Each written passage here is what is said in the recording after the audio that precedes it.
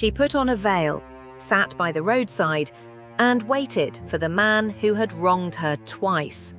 He didn't recognize his own daughter-in-law. 3 months later, he'd demand she be burned alive, until she produced the proof that turned his own accusation back on him. Her name is buried in a genealogy most people skip past, but without her, there is no King David. There is no Jesus. This is Tamar. Judah had 3 sons. He married his eldest to a Canaanite woman named Tamar. Died. Genesis says God struck him down for wickedness, leaving Tamar a childless widow. By law and custom, the next brother, Onan, owed her a levirate marriage. Give her a child to carry name and inheritance. Onan took her, but refused to give her a child, spilling his seed on the ground rather than honor his brother. God struck him down too. 2 husbands, 2 funerals, 0 children. And Tamar was the common denominator, so Judah assumed she was cursed, not his sons. Judah had 1 son left, Shelah. He told Tamar to go back to her father's house and wait until Shelah was grown, implying he'd marry her next. She waited. Years passed. Shelah grew up. Judah never sent for her. Tamar was stuck in the cruelest limbo of the ancient world.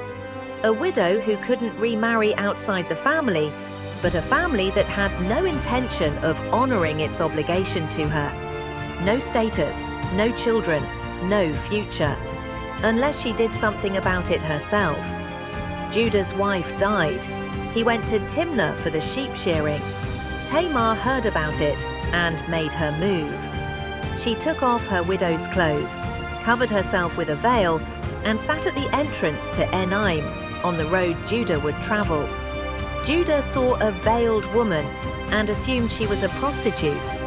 He didn't recognize her, his own daughter-in-law. He propositioned her. She asked for payment. He had nothing on him and offered his signet seal, cord, and staff as collateral until he could send a young goat. She took them, slept with him, and disappeared before he could send anyone to identify her. That signet was his identity, his legal signature, and she now held it. 3 months later, word reached Judah.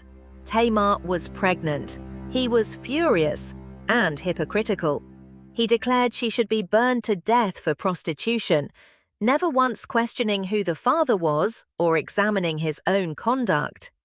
As they brought her out to die, Tamar sent word. The man who owns these is the father. She produced the signet, cord, and staff.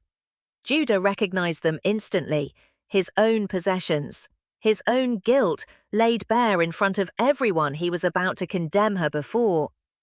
Genesis 38:26 records Judah's response. She is more righteous than I, since I wouldn't give her to my son Shelah.